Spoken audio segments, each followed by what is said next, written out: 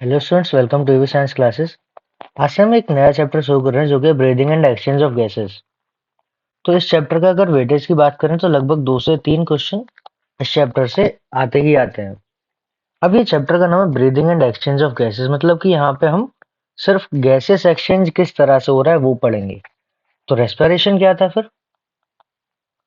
तो रेस्पिरेशन के लिए हमने जो पढ़ा था, रेस्पिरेशन प्लांट्स जो हमने पढ़ा था, respiration plants in plant physiology, वो एक्चुअल में सेलुलर रेस्पिरेशन था। वो क्या था?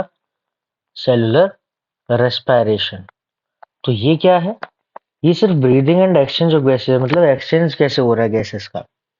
तो किस किस तरह से होगा? तो हम ब्रीदिंग और रेस्पिरेशन में डिफरेंस जानते हैं। ब्रीदिंग को ही कॉमनली रेस्पिरेशन बोल दिया जाता है, बाकी रेस्पिरेशन अलग होता है, ब्रीदिंग अलग है। अब इसमें हैबिटेट के अकॉर्डिंग अलग अलग ऑर्गन्स होते हैं, अलग अलग एनिमल्स के। जिस तरह का हैबिटेट होता है उस तरह का उसका ऑर्गन होता है।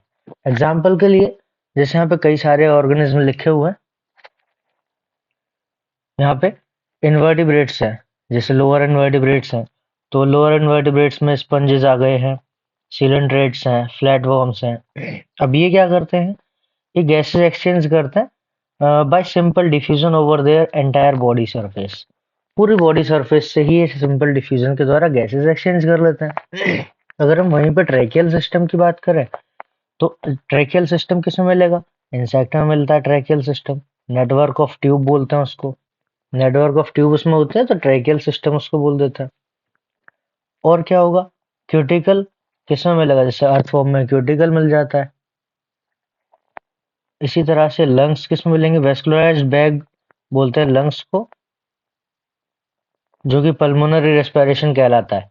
अब वो किसमें मिलेगा फिर? टेरेस्ट्रियल में। तो टेरेस्ट्रियल में क्या मिलेगा? वेस्कुलराइज्ड लंग्स मिल जाएंगे। अगर ब्रेंकियल सिस्टम की बात करें, गिल्स की, तो एक्वाटिक आर्थ्रोपोड्स हैं, जैसे ये गिल्स हैं। गिल्स के रेस्पिरेशन को ब्रेंकियल रेस्पिरेशन बोलते हैं, जो कि किसमें मिलेगा? Most of the aquatic arthropods में मिल जाएगा। मोलस्का में भी यही मिलता है, ब्रेंकियल रेस्पिरेशन। तो इस तरह से अलग अलग ऑर्गेनिज्म में अलग अलग रेस्पिरेशन देखने को मिलता है। तो यहाँ पे हमने क्यूटेनियस रेस्पिरेशन। अब क्यूटेनियस रेस्पिरेशन कौन सा होता है? जैसा कि मॉइस्ट स्किन से होता है। जनरली हम जानते हैं एम्फीबियंस, स्पेशली फ्रॉग, तो ये क्यूटेनियस रेस्पिरेशन शो करता है, जो कि स्किन के द्वारा होता है। तो यहाँ पे हमने रेस्पिरेटरी ऑर्गन्स को देखा अलग अलग ऑर्गेनिज्म में। नेक्स्ट हम बात करते हैं ह्यूमन रेस्पिरेशन की, मतलब ह्यूमन रेस्पिरेटरी सिस्टम की। अगर हम ह्यूमन रेस्पिरेटरी सिस्टम की बात करते हैं तो इसमें हमें क्या क्या मिलेगा? सबसे पहले हमें बाहर सबसे देखने को मिल जाता है नोस्ट्रिल। नोस्ट्रिल क्या है? ओपनिंग है। नोस्ट्रिल है ओपनिंग, जो कि लिप के अपर लिप से ऊपर देखने को मिल जाती है। अभी नोस्ट्रिल से कहाँ जाते हैं? नेजल चैम्बर में जाते हैं। किसके द्वारा? नेजल पासेज के द्वारा। नोस्ट्रिल से नेजल चैम्बर में नेजल पासेज के द्वारा जाते हैं। अब उसको अगर डायग्रामेटिक देखें तो हम कहाँ कहाँ जाते हैं? जैसे सबसे पहले अगर हम इस डायग्राम को ऑब्जर्व करें तो ये जो है, ये नोस्ट्रिल है ओपनिंग, ये नोस्ट्रिल्स हैं। अब इस नोस्ट्रिल को थोड़ा सा हटाए यहाँ से, तो यहाँ पे हमें देखने को मिलेगा, ये था नोस्ट्रिल्स। और फिर इसके बाद ये है नेजल पासेज। Nasal passage. और नेजल पैसेज के बाद ये जो एरिया बचा, ये जो नेजल कैविटी है, इसी को नेजल चैम्बर बोलते हैं। इसी को हम नेजल चैम्बर बोल देते हैं। नेजल कैविटी को ही नेजल चैम्बर बोल देते हैं। तो यहाँ तक हमें नेजल चैम्बर पता चल गया। नेजल पैसेज क्या था? तो नोस्ट्रल से एंट्री होगी हवा गैसेस की, हवा की या एयर की बोले तो, और नेजल पैसेज के द्वारा नेजल चैम्बर में जाती है। अब नेजल चैम्बर के बाद कौन कौन मिलेगा? तो यहाँ पे देखते हैं। नेजल पैसेज के थ्रू पहुंची, कौन मिलेगा? नेजल चैम्बर में ओपन हुई, उसके बाद कहाँ जाएगी? फेरिंग्स में जाएगी। फेरिंग्स में भी डायरेक्ट नहीं जाती, अगर हम इसको स्पेशली देखें तो नेजल चैम्बर से जो फेरिंग्स कनेक्ट हो रहा है, तो फेरिंग्स का एक हिस्सा होता है जिसको हम नेजोफेरिंग्स बोलता है। तो ये जो रीजन है ना, इसको नेजोफेरिंग्स बोलता है। जो माउथ से कनेक्ट होता है, माउथ के लिए ओरल वर्ड यूज करता है, तो यहाँ पे जो फेरिंग्स का हिस्सा है उसको बोलते हैं ओरोफेरिंग्स। जो नेजल चैम्बर से जुड़ा हुआ है वो नेजोफेरिंग्स, जो ओरल चैम्बर से जुड़ा हुआ है ओरोफेरिंग्स। उसके बाद आता है कॉमन चैम्बर जिसको बोलते हैं फेरिंग्स। ये पूरा ही फेरिंग्स है। अब ये तीसरा पार्ट है इसका, लेरिंगोफेरिंग्स। इसी को हम लेरिंगोफेरिंग्स भी बोलते हैं। जो हाइपोफेरिंग्स दिया हुआ है इसी को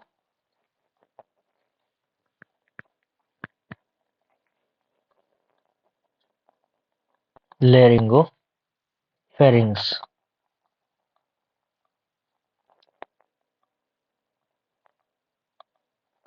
तो यही लेरिंगोफेरिंग्स है।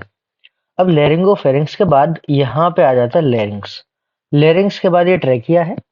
तो ट्रेकिया में फिर आगे कंटिन्यू करता है। और ये जो जा रहा है पीछे, ये ईसोफेगस है जो कि फूड पाइप कहलाती है। ये ईसोफेगस फूड पाइप है, जबकि ट्रेकिया क्या है, इसको जनरली विंड पाइप के नाम से जानता है।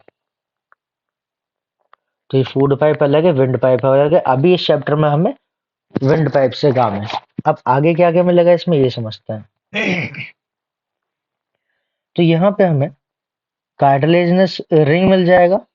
यहाँ पे pharynx open through the larynx. Pharynx जो था, ये फेरिंग्स था, ये लेरिंग्स के द्वारा ओपन हुआ ट्रैकिया में।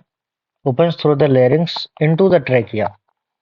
Larynx is cartilaginous box. Larynx जो है cartilaginous box है, which helps in the sound production, hence known as the या hence called sound box. अब larynx को sound box बोलते हैं क्योंकि ये साउंड प्रोडक्शन में हेल्प करता है। कैसे हेल्प करता है? तो यहाँ पे वोकल कॉर्ड्स प्रेजेंट होते हैं। अब ये जो हमें दिखाई दे रहे हैं इसमें, ये वोकल कॉर्ड्स प्रेजेंट होंगे यहाँ पे। अब वोकल कॉर्ड क्या करता है? वाइब्रेट करता है, जिस वजह से यहाँ पे वॉइस प्रोड्यूस होती है।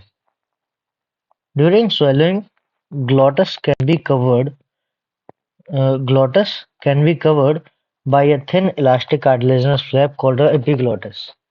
अब हमने यहाँ पे लेरिंग्स देखा। ये जो विंड पाइप है जिसको हम ट्रेकिया के नाम से जानते हैं, इसकी जो ओपनिंग है ना, उस ओपनिंग को हम ग्लॉटिस बोलते हैं। अभी जो ग्लॉटिस है, यहाँ पे हम देख रहे हैं ये कॉमन चैम्बर है। जब हम खाना खाएंगे तो संभावना है कि ये विंड पाइप में जा सकता है। तो विंड पाइप में ना चला जाए तो यहाँ पे एक फ्लैप होता है जिसको बोलते हैं एपिग्लॉटिस। अब ये एपिग्लॉटिस क्या करेगा?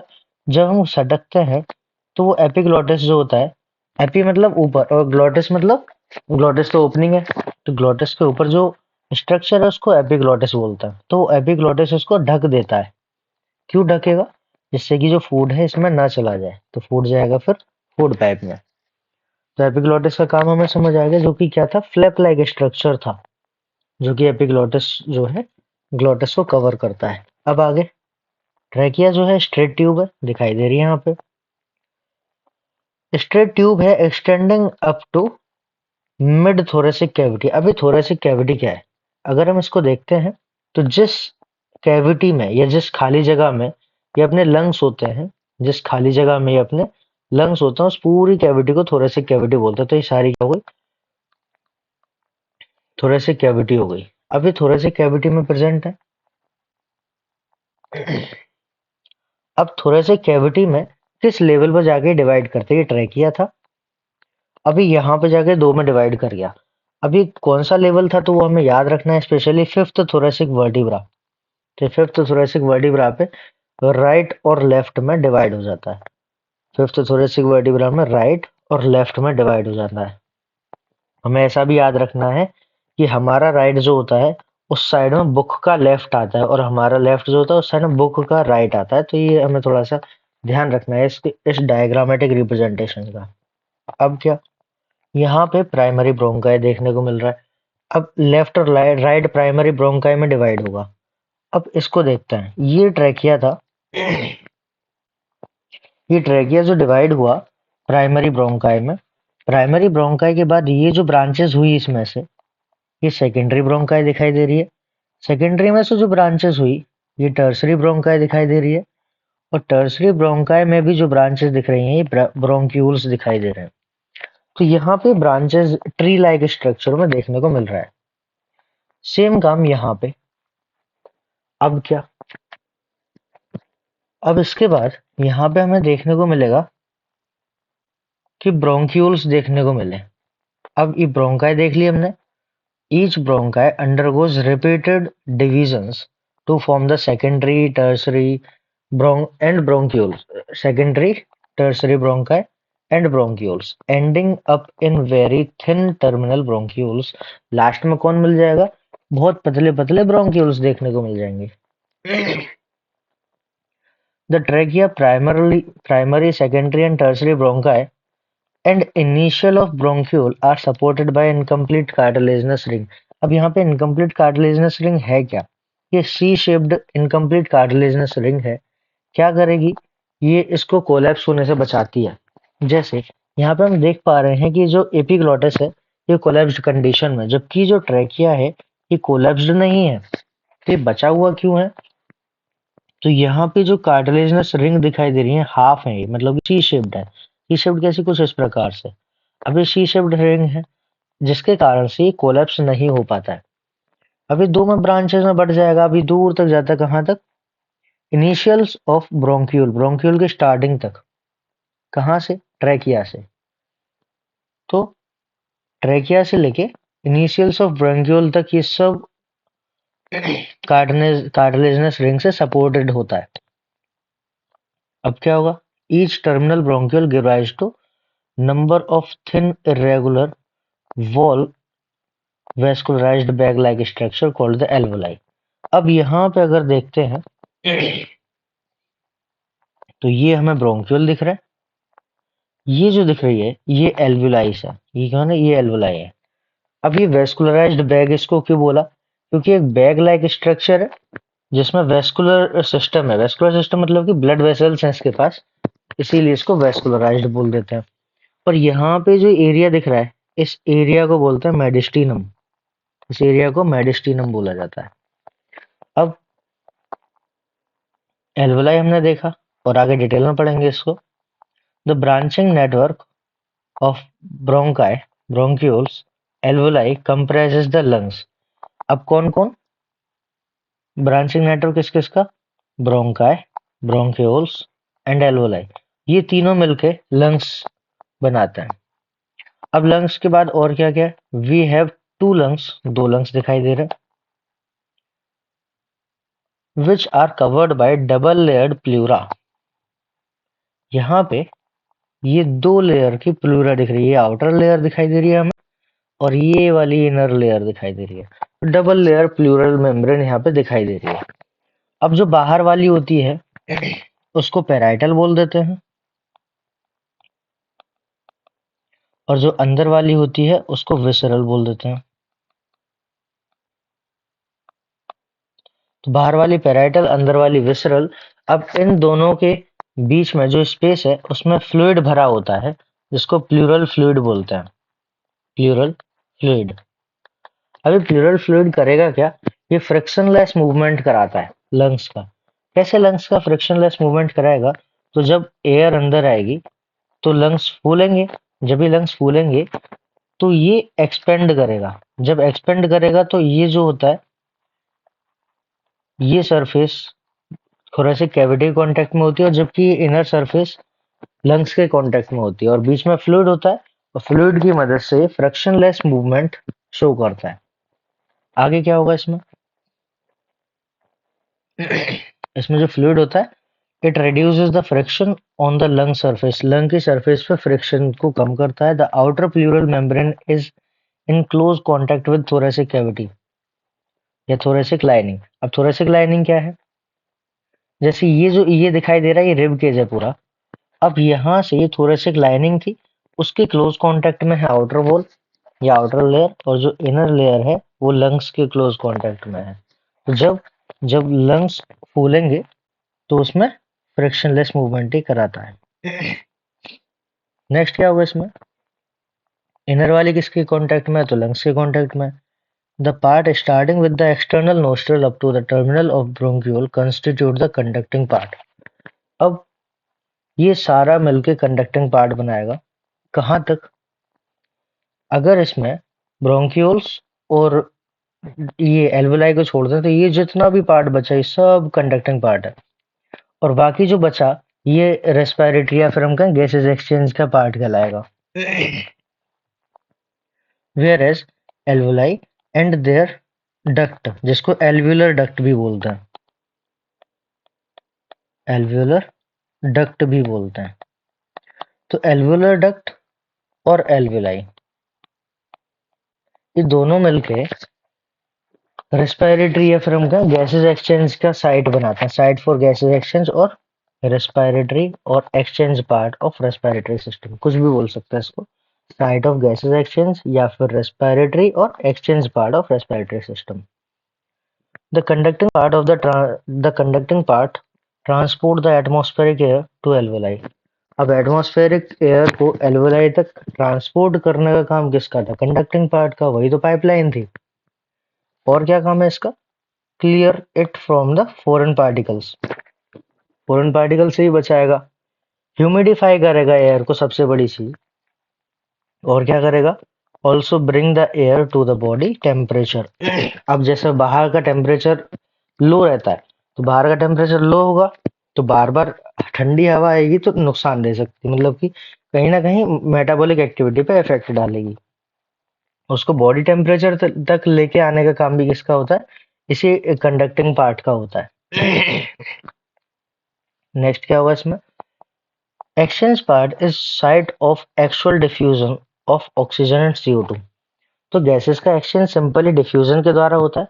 तो एक्चुअल डिफ्यूजन कहाँ होता है? एक्सचेंज पार्ट में। एक्सचेंज पार्ट में कौन था? एल्वियोलाई और एल्वियोलर डक्ट। तो दो चीजें थी यहाँ पे, एल्वियोलाई और एल्वियोलर डक्ट। इन दोनों के से ही एक्चुअल डिफ्यूजन देखने को मिलेगा। किस किस में? ब्लड में और एटमॉस्फेरिक एयर में। अगर हम आगे बात करते हैं तो इसमें क्या देखने को मिलेगा? The lungs are situated in thoracic chamber. Thoracic chamber हम जानते हैं एनाटॉमिकली एयर टाइट चैम्बर है। अब ये एयर टाइट चैम्बर क्यों है? जैसा कि यहाँ पे हम जानते हैं ये डायफ्रागम है। अगर ये डायफ्रागम नीचे आता है तो ये फ्लैट हो जाएगा। जैसे ये फ्लैट होगा तो इतना एरिया बढ़ जाएगा। जब एरिया बढ़ा तो हम कह सकते हैं इस कैविटी में वॉल्यूम बढ़ेगा। अब वॉल्यूम बढ़ेगा तो प्रेशर कम हो जाता है। प्रेशर कम होगा तो मतलब ये नेगेटिव प्रेशर पे काम करता है। तो हम ऐसा भी कह सकते हैं कि जो अपना रेस्पिरेटरी सिस्टम है वो नेगेटिव प्रेशर पे काम करता है। कैसे करेगा? स्टेप बाय स्टेप आगे देखेंगे।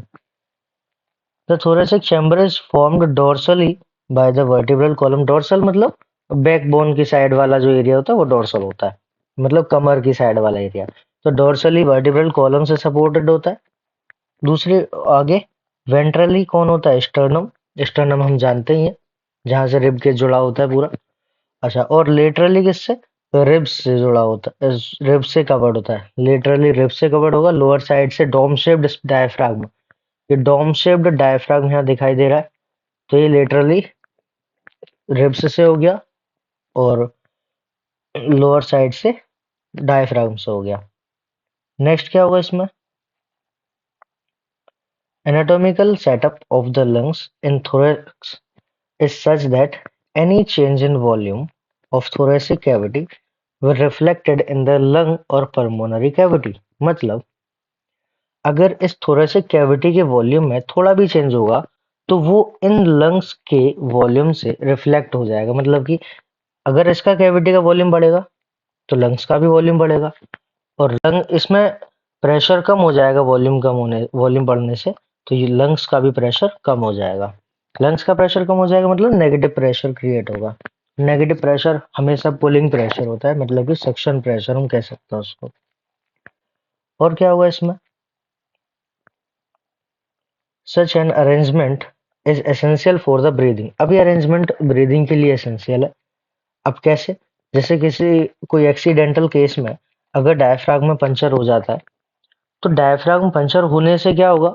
अब ये एयर टाइट नहीं रहा, और एयर टाइट जब नहीं रहेगा तो डोम शेप जो ये डायफ्रागम दिख रहा है, डोम शेप डायफ्रागम अगर फ्लैट हो भी जाएगा तो क्योंकि यहाँ पे एक होल हो चुका है पंचर होने की वजह से, तो सारी हवा इधर से चली जाएगी और पर्सन ब्रीदिंग प्रॉब्लम की वजह से या फिर हम कहें सांस न ले पाने की वजह से मर जाएगा।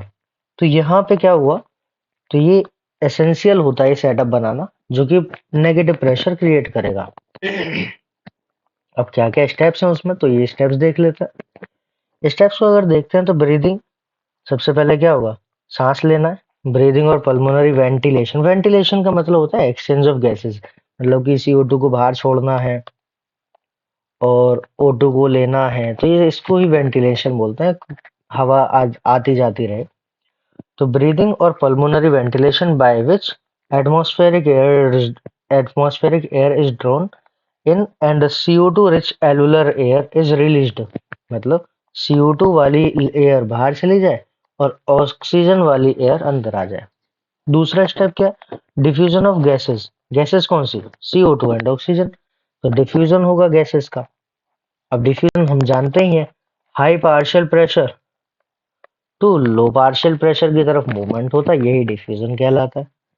थर्ड है transport of gases by blood, अब डिफ्यूजन के द्वारा ऑक्सीजन ब्लड में आ गई है, तो उस पूरे ऑक्सीजन को टिश्यू तक पहुंचाना है, तो ब्लड के द्वारा पहुंचाएंगे।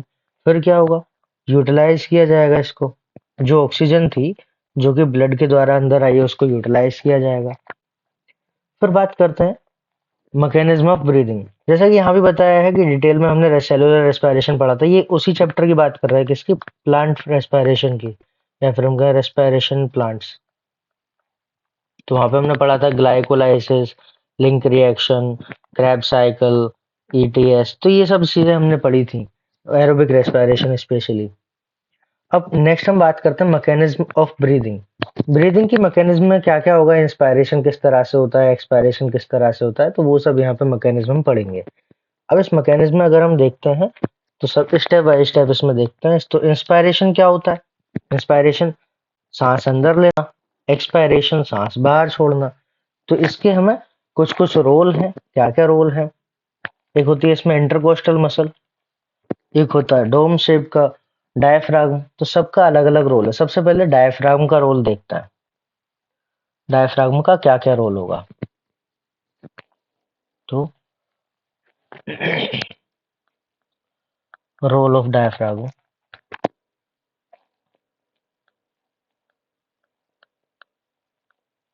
तो डायफ्रागम का क्या रोल हो सकता है, तो सबसे पहले डायफ्रागम जो था वो कॉन्ट्रैक्ट करेगा। अब कॉन्ट्रैक्ट कैसे करता है, अभी ये जो इस तरह से दिखाई दे रहा है, ये रिलैक्स्ड स्टेट है इसकी,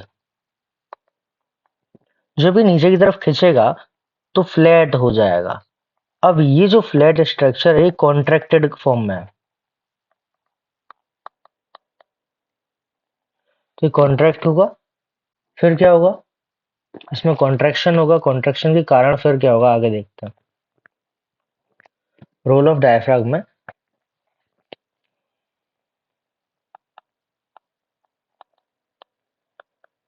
कॉन्ट्रैक्शन एंड डायफ्रागम, इससे वॉल्यूम बढ़ेगा थोरेसिक कैविटी का,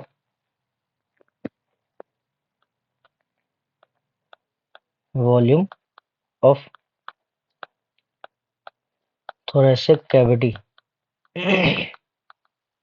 इंक्रीज हो जाएगी। किस डायरेक्शन में इंक्रीज होगी, वो डायरेक्शन भी याद रखनी है, कौन सा, एंटीरियो पोस्टीरियर, एंटीरियो पोस्टीरियर डायरेक्शन में बढ़ेगी। अब जैसे ही वॉल्यूम बढ़ेगा थोरेसिक कैविटी का, तो इससे पल्मोनरी वॉल्यूम भी बढ़ेगा, या फिर हम कहें पल्मोनरी कैविटी का वॉल्यूम भी बढ़ेगा, volume of pulmonary cavity also increases. अब हम सिंपल सा जानते हैं कि अगर वॉल्यूम बड़ा है तो प्रेशर कम हो जाएगा, वॉल्यूम बढ़ने से प्रेशर कम हो जाएगा, तो इससे क्या होगा, pulmonary pressure decreased, pulmonary pressure reduce हो गया। अब पल्मोनरी प्रेशर रिड्यूस हो गया मतलब कि एक नेगेटिव प्रेशर क्रिएट हो गया। कैसा हुआ ये? Negative pressure. तो नेगेटिव प्रेशर, इसको हम सक्शन प्रेशर भी बोलते हैं। सक्शन प्रेशर मतलब खींचने वाला प्रेशर। तो सक्शन प्रेशर क्रिएट हो। अब सक्शन प्रेशर क्रिएट होगा और बाहर की तरफ एयर प्रेशर ज्यादा है, अंदर की तरफ एयर प्रेशर कम हो गया। जब अंदर एयर प्रेशर कम हो गया तो बाहर से अंदर की तरफ हवा आ जाएगी। अब यहाँ एक डायग्राम दिखेगा, ये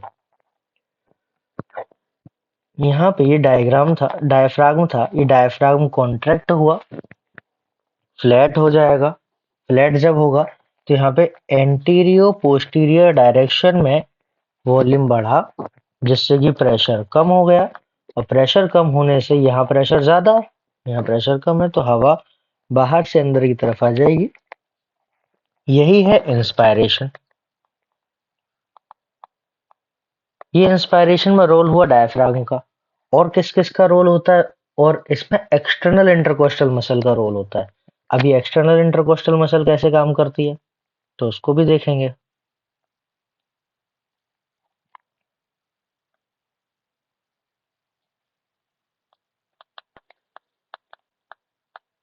एक्सटर्नल इंटरकोस्टल मसल।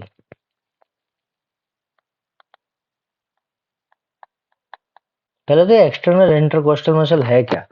ये जो एक्सटर्नल इंटरकोस्टल मसल है, ये रिब्स के बीच में मिलती है। Present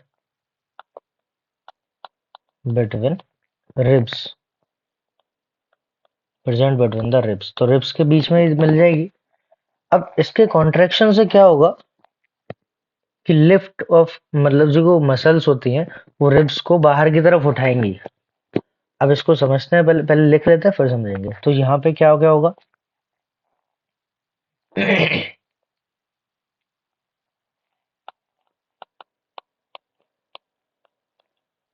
contraction of external intercostal muscle, EICM लिख देते हैं उसको। इंटरकोस्टल मसल कौन सी? External intercostal muscle. जैसे इसका कॉन्ट्रैक्शन होगा, इससे क्या होगा?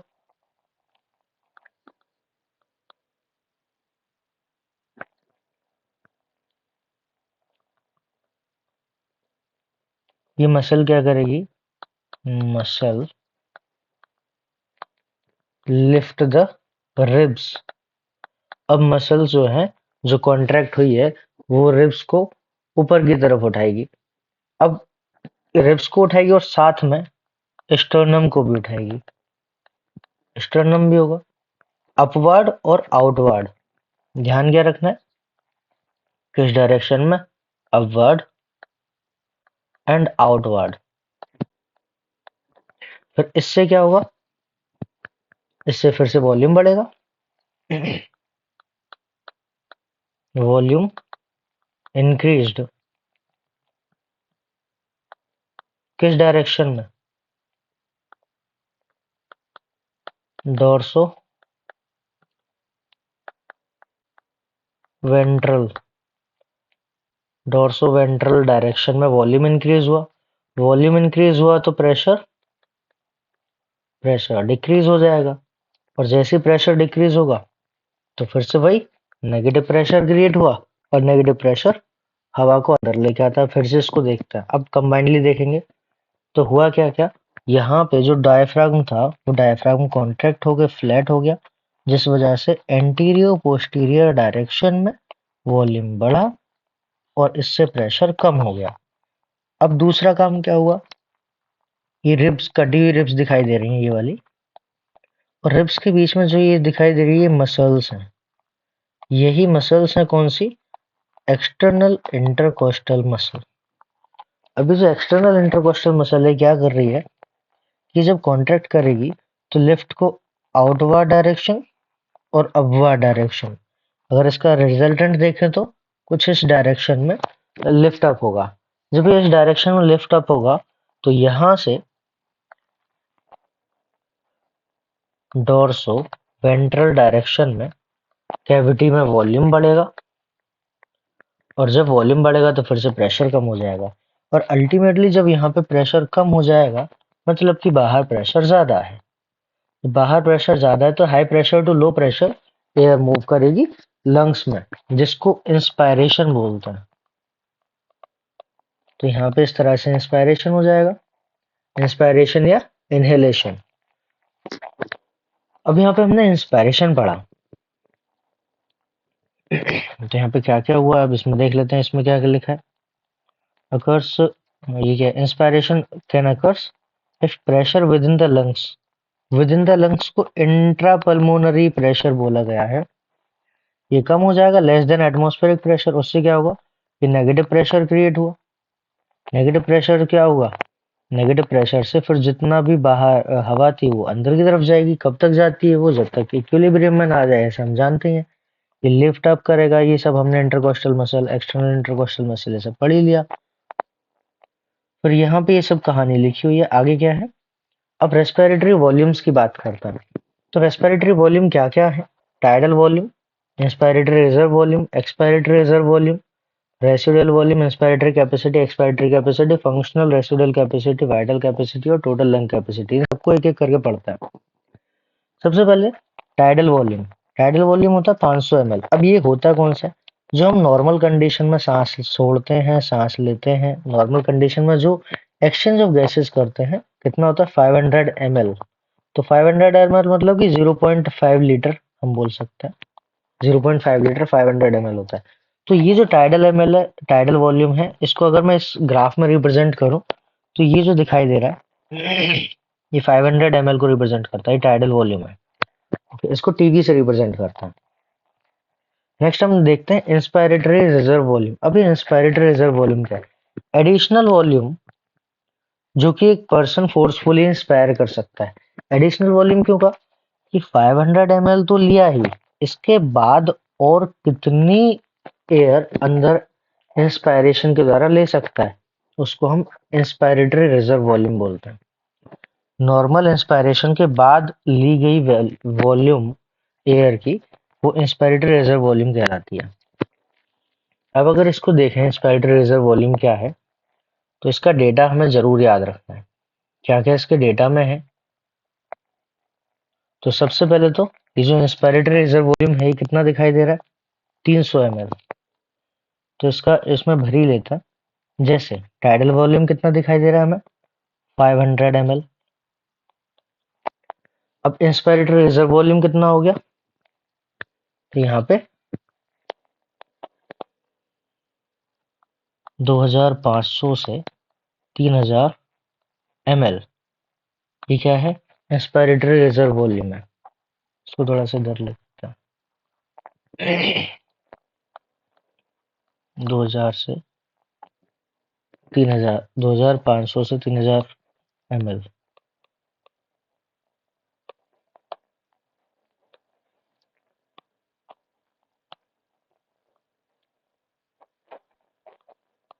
2500 से 3000 ml, ये इंस्पायरेटरी रिजर्व वॉल्यूम है। अगर बोला जाए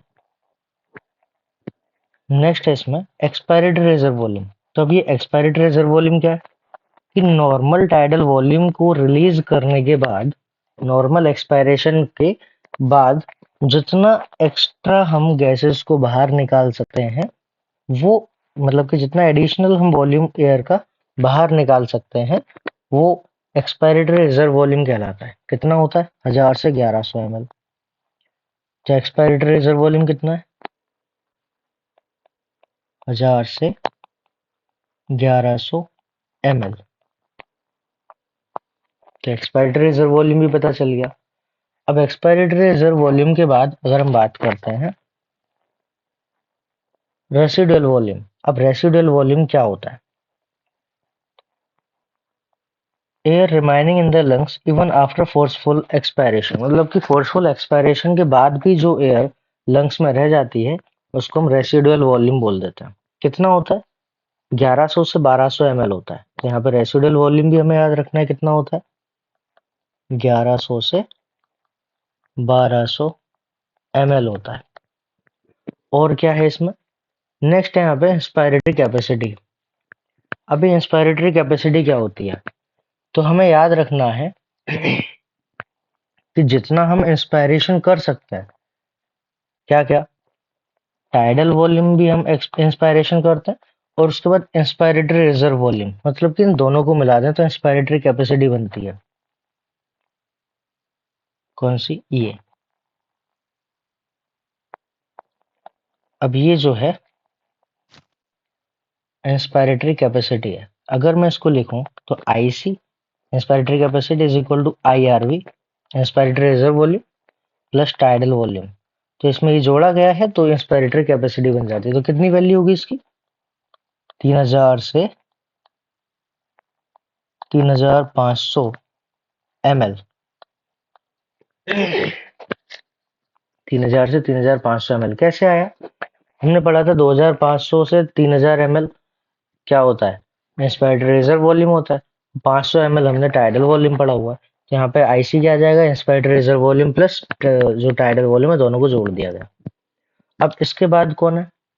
इसके बाद है एक्सपायरेटरी कैपेसिटी, मतलब टाइडल वॉल्यूम के बाद जितना हम एक्सपायर कर सकते हैं वो एक्सपायरेटरी कैपेसिटी कहलाएगा, जितना हम बाहर और एक्स्ट्रा निकाल सकते हैं। तो दोनों को जोड़ के मतलब ये, तो ये कहलाएगा एक्सपायरेटरी कैपेसिटी।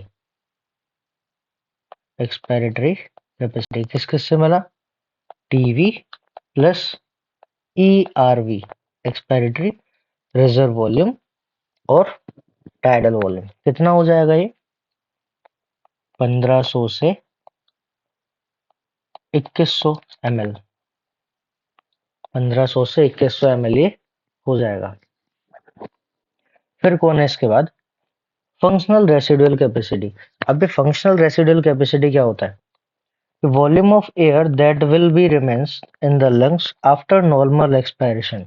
नॉर्मल एक्सपायरेशन के बाद जितनी भी हवा बचती है, तो ईआरवी और रिजर्व वॉल्यूम। अब यहाँ पे नॉर्मल एक्सपायरेशन कर दिया, नॉर्मल एक्सपायरेशन वही टाइडल वॉल्यूम वाला। इसके बाद क्या क्या बचता है? एक्सपायरेटरी रिजर्व वॉल्यूम बच जाता है लंग्स में, और रेसिडुअल वॉल्यूम बन जाता है। अब इन दोनों को मिला के हम बोलते हैं फंक्शनल रेसिडुअल कैपेसिटी।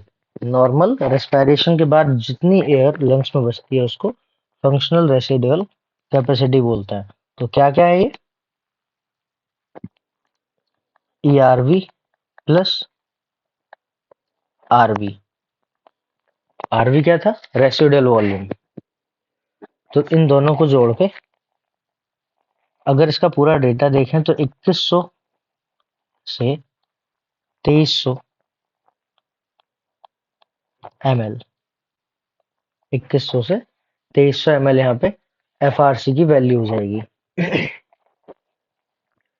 अब बचता है यहाँ पे वाइटल कैपेसिटी। वाइटल कैपेसिटी क्या होता है कि इसमें the maximum volume of air a person can breathe.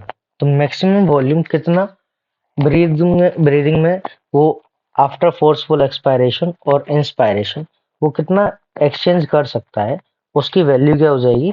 Vital capacity. तो उसमें कौन कौन आ जाएगा? Inspiratory reserve volume, sorry expiratory reserve volume, tidal volume और इंस्पायरेटरी रिजर्व वॉल्यूम, ये तीनों को मिला के अब कौन कौन आ जाएगा? ये इंस्पायरेटरी रिजर्व वॉल्यूम हो गया, ये टाइडल वॉल्यूम हो गया, और ये एक्सपायरेटरी रिजर्व वॉल्यूम हो गया। अब इन सबको जोड़ देंगे तो ये आ जाएगा वाइटल कैपेसिटी। तो वाइटल कैपेसिटी का डेटा कितना होगा? 4000 से 4600 ml। 4000 से 4600 ml।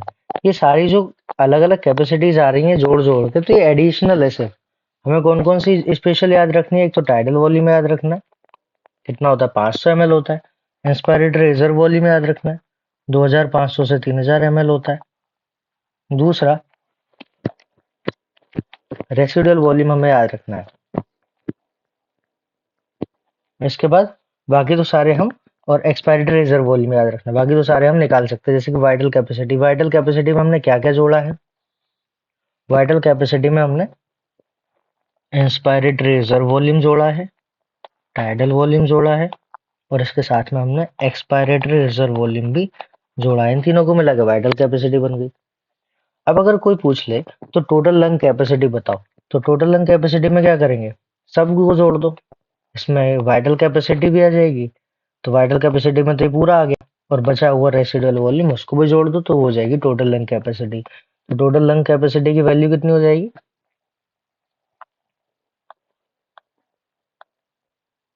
5100 से लेके 5700 ml, 5100 से लेके 5700 ml। ये पूरा डेटा हमें ऐसे याद रख लेना है क्योंकि इससे क्वेश्चन आने की संभावना है। तो यहाँ पे हमने सारे वॉल्यूम देख लिए। अब सारे वॉल्यूम देखने के बाद हम बात करते हैं एक्सचेंज ऑफ गैसेस, कि गैसेस में एक्सचेंज किस तरह से होता है। तो गैसेस में एक्सचेंज समझने के लिए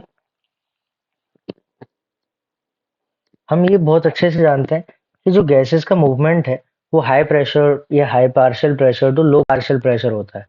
अब वो किस किस तरह से होता है, अच्छा यहाँ पे हमें एक चीज और याद रखनी है, डेड स्पेस क्या होता है, कि dead anatomically dead space 150 ml का होता है, ऐसा डायरेक्ट याद रख लेना। एनाटोमिकली डेड स्पेस 150 ml तक का होता है। अब ये होता क्या है एनाटोमिकली डेड स्पेस, जैसा कि हमने पढ़ा था अभी अभी कंडक्टिंग पार्ट। अभी जो कंडक्टिंग पार्ट है ना, जो रेस्पिरेटरी सिस्टम का कंडक्टिंग पार्ट है, अब वो कंडक्टिंग पार्ट ऐसे समझो जैसे कि ये ट्यूब थी। अब इस ट्यूब का जो वॉल्यूम है वो 150 ml है। अब इधर से एयर जा रही है और इधर से एयर वापस जा रही है। अब क्योंकि हमें पता है कोलैप्स तो नहीं हो रहा, तो कुछ वॉल्यूम इसमें हमेशा रहेगा, चाहे इंस्पायरेशन हो चाहे एक्सपायरेशन हो। तो ये जो वॉल्यूम है इस ट्यूब में, वो वॉल्यूम डेड स्पेस कहलाता है,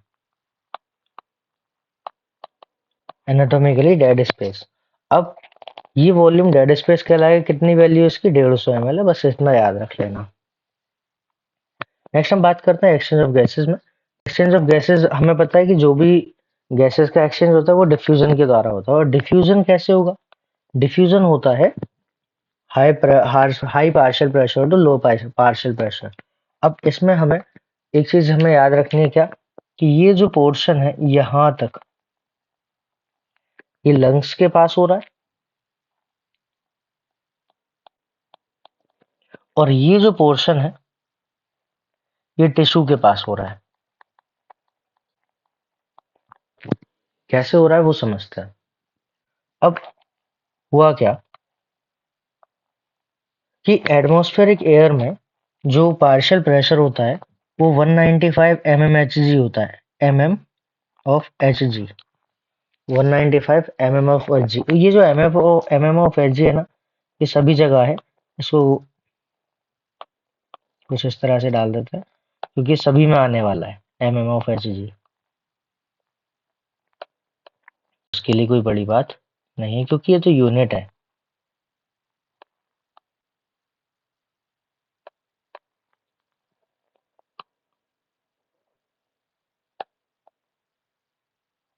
अब क्या, तो अब ये 195 ऑफ एच जी है, जबकि एल्वुलाई में कितना होता है, एल्वुलाई में 104 mmHg होता है। अब 159 सॉरी 159 से 104 में जाएगा क्योंकि ये हायर है और ये लोअर है, तो 159 से 104 mmHg की तरफ ऑक्सीजन चलेगी क्योंकि अभी ये ऑक्सीजन का बढ़ रहा है। अब एल्वुलाई से डीऑक्सीजनेटेड ब्लड जो था वहां पे ऑक्सीजन को पहुंचाना है, तो एल्वुलाई में कितना पार्शियल प्रेशर है, ये पार्शियल प्रेशर हम इसको PO2 भी बोल सकते हैं, इसको हम PO2 बोलेंगे और इसको हम PCO2 बोलेंगे, पार्शियल प्रेशर ऑफ O2 और पार्शियल प्रेशर ऑफ CO2। अब पार्शियल प्रेशर ऑफ O2 की बात चल रही है तो एल्वुलाई में 104 mmHg है, जबकि डीऑक्सीजनेटेड ब्लड में 40 mmHg होता है, तो 104 से 40 की तरफ ये मूव करेगा। उसके बाद फिर पार्शियल प्रेशर कहाँ, अगर हम डीऑक्सीजनेटेड ब्लड से CO2 की बात करते हैं तो डीऑक्सीजनेटेड में ब्लड में 45 mmHg होता है और एल्वुलाई में 40 mmHg होता है, तो डीऑक्सीजनेटेड ब्लड से एल्वुलाई की तरफ CO2 मूव कर जाएगी बाय द डिफ्यूजन क्योंकि हायर से लोअर की तरफ जा रही है।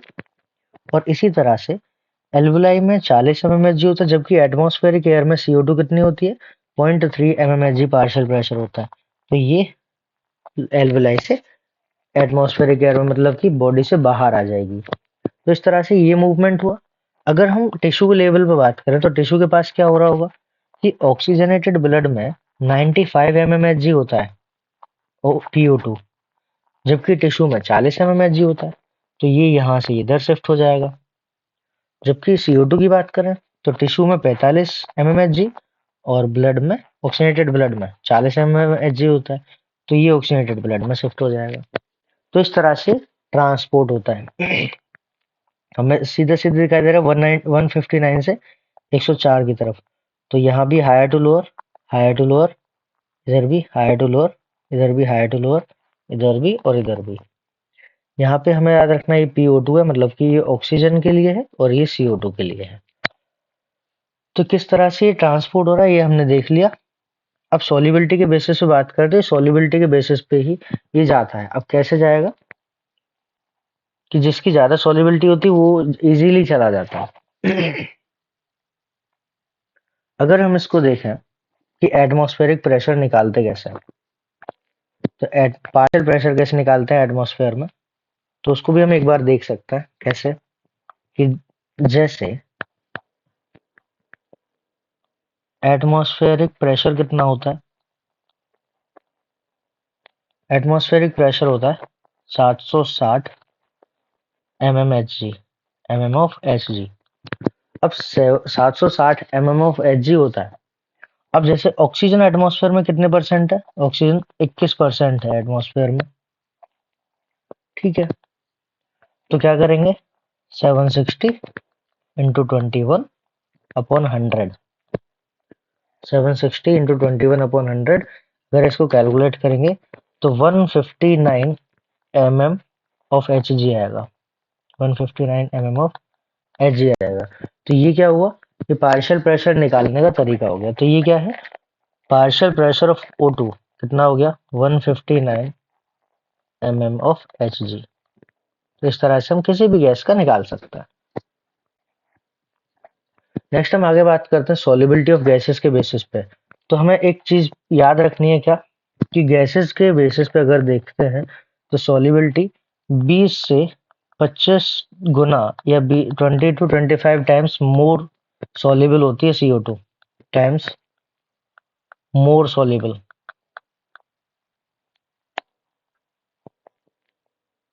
CO2 is 20 to 25 times more soluble than O2 in blood, than O2 in blood। Blood में 20 से 25 गुना ज्यादा सॉल्युबल होती है CO2 as compare to oxygen. तो पार्शियल प्रेशर हमने देख लिया, सॉल्युबिलिटी देख ली। सॉल्युबिलिटी के बाद थिकनेस ऑफ मेम्ब्रेन, मेम्ब्रेन की थिकनेस भी देखेंगे। जैसे ये स्पेशल डायग्राम है, ये जो डायग्राम है बहुत इंपॉर्टेंट डायग्राम है। इस इंपॉर्टेंट डायग्राम को जरा ध्यान से देखना है कि यहाँ पे एटमॉस्फेयर है, ये क्या है, ये एटमॉस्फेयर है। तो एटमॉस्फेयर में PO2 कितना था, PO2 कितना था, partial pressure of O2 159 mm of Hg, और PCO2 कितना था 0.3 mm ऑफ Hg। जिस कारण से यहाँ से ऑक्सीजन अंदर गई और CO2 बाहर आ गई, क्योंकि CO2 यहाँ 40 है, यहाँ पे 0.3 है, जबकि यहाँ पे 159 है, यहाँ पे 104 है। तो ये इधर जाएगी ऑक्सीजन और CO2 बाहर चली जाएगी। इसके बाद जो डीऑक्सीनेटेड ब्लड था, डीऑक्सीनेटेड ब्लड में से CO2 एल्वेलाई में चली गई और एल्वेलाई से ऑक्सीजन ब्लड में आ गई।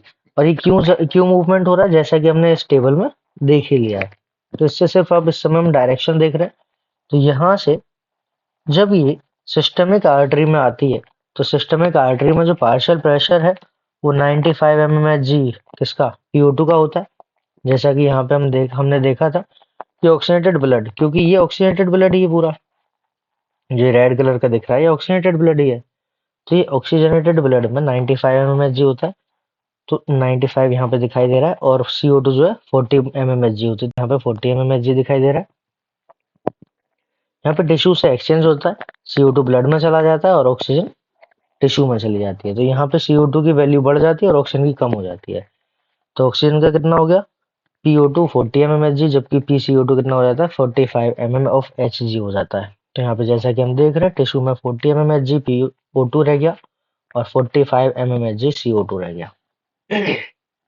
सेम अब हमें यहाँ पे याद रखना है और फिर से वापस ही चला जाएगा। तो हमें ये डेटा क्या क्या याद रखना है, पहले तो एटमॉस्फेरिक डेटा याद रखना है, फिर एल्वेलाई का याद रखना है 104 40 और यहाँ पे 95 40 और यहाँ पे 40 और 45। ये पूरा डायग्राम हमें याद होना चाहिए, लेबलिंग के लिए आ सकता है। जो घड़े जैसी स्ट्रक्चर दिख रही है इसको एल्वेलाई बोलते हैं। ये पल्मोनरी वेन दिखाई दे रही है, ये पल्मोनरी आर्टरी दिखाई दे रही है। हमें ऐसा डायरेक्ट याद रखना है कि मान लो कोई हार्ट है, अब इस हार्ट से दूर जाने वाली सभी ब्लड वेसल हमेशा आर्टरी होगी, विदाउट एनी एक्सेप्शन।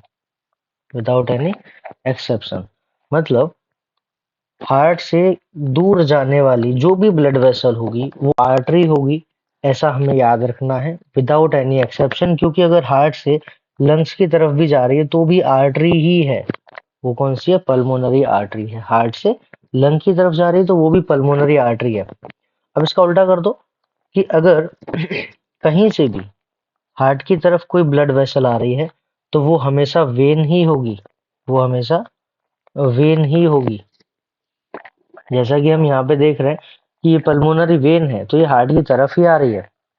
यहाँ पे सिस्टमिक वेन हार्ट की तरफ आ रही है, तो ऐसे कंफ्यूजन हो जाती है। तो ऐसे हमें याद रखना है कि वेन हमेशा हार्ट की तरफ आती है, आर्टरी हमेशा हार्ट से दूर जाती है। और ये डायग्राम स्पेशली याद रखना ही है। नेक्स्ट हम बात करते हैं इसकी। अब इसमें क्या है, इसमें डिफ्यूजन मेम्ब्रेन कितनी दिखाई दे रही है। सबसे पहली चीज तो यहाँ पे क्या क्या लिखा है वो देख लेते हैं। तो ये हम जानते हैं कि ऑक्सीजन का ग्रेडियंट बने, ऑक्सीजन का ग्रेडियंट हो और CO2 का ग्रेडियंट, मतलब कि ये सभी चीजें ग्रेडियंट के अकॉर्डिंग चलती हैं। Similarly gradient is present for CO2। CO2 के लिए भी ग्रेडियंट बना हुआ है, हमने बिल्कुल देखा हुआ है CO2 के लिए ग्रेडियंट। जैसे जैसे कि टिश्यू में 45 mmHg होती है CO2, तो यहाँ पे 40 mmHg है तो यहाँ से यहाँ जाएगी, क्योंकि ब्लड डीऑक्सीनेटेड ब्लड में 45 mmHg होती है, एल्वेलाई में 40 है, तो ग्रेडियंट तो है ही। और दूसरा ग्रेडियंट यहाँ भी देख रहे हैं 40 mmHg, यहाँ पे 0.3 है तो यहाँ से फिर बाहर चली जाएगी। तो सभी के लिए ग्रेडियंट है, तभी तो इसको डिफ्यूजन बोला गया है। सॉल्युबिलिटी की बात हमने करी ली, 20 से 25 गुना ज्यादा सॉल्युबल होती है CO2 as compare to O2। दूसरा यहाँ पे मेम्ब्रेन की बात करते हो तो यहाँ पे मेम्ब्रेन जो है, यहाँ पे 3 मेम्ब्रेन दिखाई दे रही है डिफ्यूजन के लिए। कौन कौन सी है वो 3 मेम्ब्रेन? सबसे पहले ये ब्लड वेसल है, तो ब्लड वेसल की सिंगल लेयर्ड थिक मेम्ब्रेन दिखाई दे रही है, इसको हम एंडोथेलियम ऑफ ब्लड कैपिलरी बोलते हैं। दूसरी लेयर जो हमें दिखाई दे रही है स्क्वेमस एपिथेलियम, ये जो है ये स्क्वेमस एपिथेलियम है। अब ये भी वन सेल्ड थिक है, सिर्फ एक ही सेल की थिकनिंग है इसमें, ये स्क्वेमस एपिथेलियम है। अब बीच में जो इसमें बेसमेंट सब्सटेंस भरा हुआ है एक वो, तो 3 हो गई कौन कौन सी? एंडोथेलियम ऑफ ब्लड कैपिलरी, दूसरी हो गई स्क्वेमस एपिथेलियम जो सिंगल सेल्ड थिक, तीसरी हो गई बेसमेंट सब्सटेंस की लेयर। इन तीनों को मिला के हम डिफ्यूजन मेम्ब्रेन बोलते हैं। इन तीनों को मिला के हम क्या बोलेंगे? Diffusion membrane. तो ये तीन मिलके क्या बनाएंगी?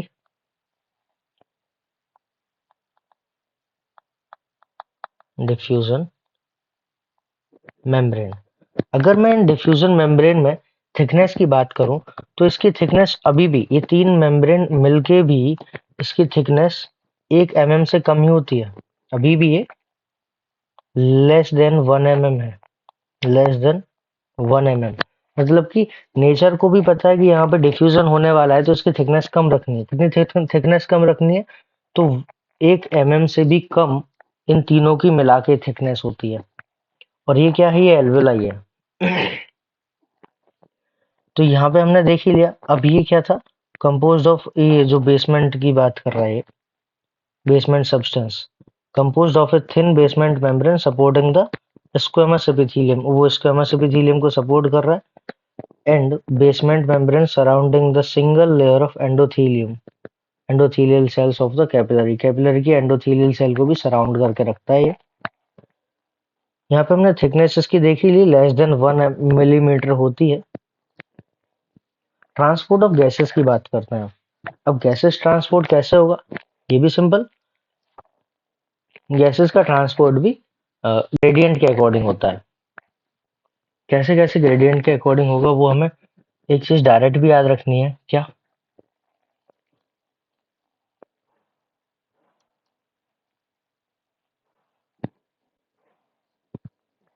कि कितने कितने परसेंट कौन कौन किस तरह से ट्रांसपोर्ट होता है, इसको हमें डायरेक्ट याद रखना है। वो हम परसेंट यहाँ पे लिख लेते हैं। जैसे CO2, अगर हम CO2 की बात करें तो CO2 में लगभग 20 से 25%, 20 से 25% जो CO2 ट्रांसपोर्ट होती है वो किस फॉर्म में जाएगी? As carbaminohaemoglobin. As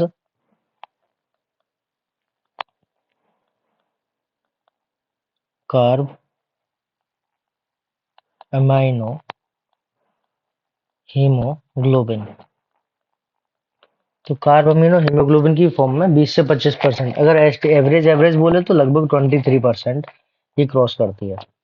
दूसरा 7% कार्बोनिक एसिड की फॉर्म में, 7% as carbonic acid. Carbonic acid क्या? जैसे H2CO3 होता है, H2CO3 इस फॉर्म में जाएगी, डिजोल्व फॉर्म में। नेक्स्ट 70%, 70% कैसे जाएगी? As bicarbonate of sodium. As bicarbonate of sodium. इसको अगर हम सिंपल शब्दों में लिखें तो Na2CO3 इस फॉर्म में जाती है। अगर हम ऑक्सीजन की बात करें तो ऑक्सीजन किस किस तरह से जाएगी? तो ऑक्सीजन दो तरह से जाती है कि 97% कैसे जाएगी? ऑक्सी हीमोग्लोबिन की फॉर्म में, ऑक्सी हीमोग्लोबिन की फॉर्म में। तो 97% ऑक्सी हीमोग्लोबिन की फॉर्म में जाएगी, जबकि 3%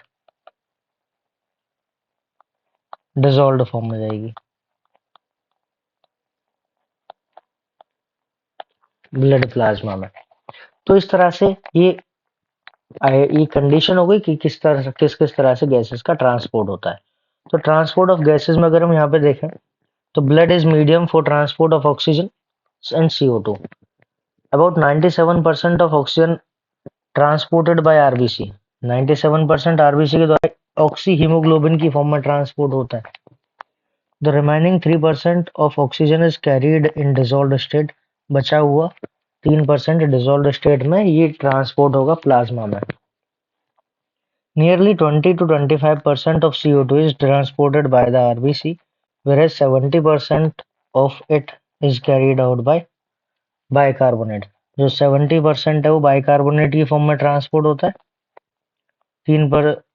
70% बाइकार्बोनेट की फॉर्म में, और 7% डिजोल्व्ड स्टेट में। 7% कैसे? कार्बोनिक एसिड की फॉर्म में डिजोल्व्ड स्टेट में, 70% बाइकार्बोनेट की फॉर्म में, और 20 से 25% कार्ब अमीनो हीमोग्लोबिन की फॉर्म में। तो 20 से 25% ऑफ